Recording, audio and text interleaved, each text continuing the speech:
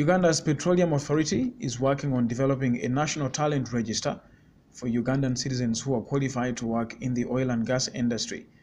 Speaking at a National Suppliers Workshop in Kampala, Ali Sekatawa, the Petroleum Authority of Uganda's Director for Legal and Corporate Affairs, revealed that the register is meant to ensure that players in the oil and gas industry give priority to Ugandans for jobs.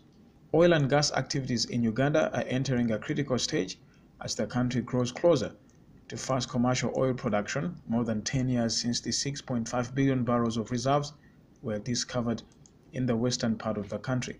The three anchor projects for the industry, the Tilenga Upstream Project, the Kingfisher Oilfield Project, and the East African Crude Oil Pipeline, are in the final stages of front-end engineering design.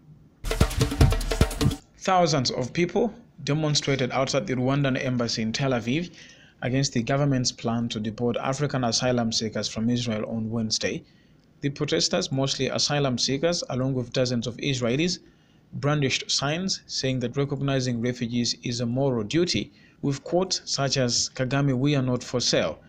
Another sign asked how many bombs their blood bought for him.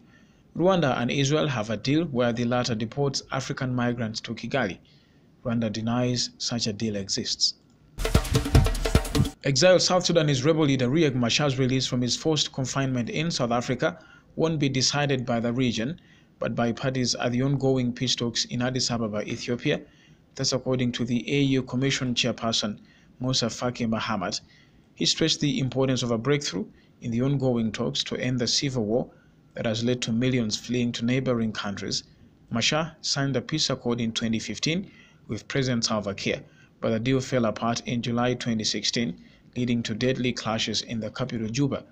Machar fled to Congo and then to Sudan for treatment. He then traveled to South Africa, where he's being held to prevent him from going back to his country. National Super Alliance leader Raila Odinga has demanded fresh elections by August, but ruled out any plans to lead a coup against President Uhuru Kenyatta. In a 3-minute BBC interview, Mr. Odinga maintained that he didn't recognize Mr. Kenyatta as the president since he doesn't have the legitimacy of the people. Mr. Odinga, who was sworn in as the people's president last week, appeared to backtrack on his pledge to name a cabinet, saying he would push for the creation of a people's convention to deliberate on matters from regional assemblies instead. Already 15 county assemblies have passed motions to form the people's assemblies. The Tanzanian government has unveiled plans to construct 7 more flyovers in the city of Dar es Salaam. The aim is to decongest the port city. The government chief spokesman, Dr. Hassan Abassi, told reporters on Wednesday that the new projects would be undertaken at the junctions of Changombe, Ohazibu, Kamata, Morocco, Mwenge, Tabata, and Magomeni. According to him, feasibility studies for the projects have begun and will be completed mid this year. Burundian President Pierre Nkurunziza has praised China as being a faithful and reliable friend.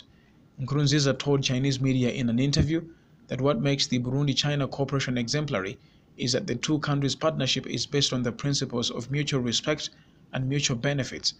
According to figures from the Chinese embassy in Bujumbura, the trade volume between the two countries reached $46 million in 2015. China imports a large amount of coffee and tea from Burundi and exports telecommunication products, textiles, and computers to Burundi. Bujumbura's reliance on Beijing increased after a political crisis in 2015 when the EU criticized Nkurunziza and cut funding to Burundi.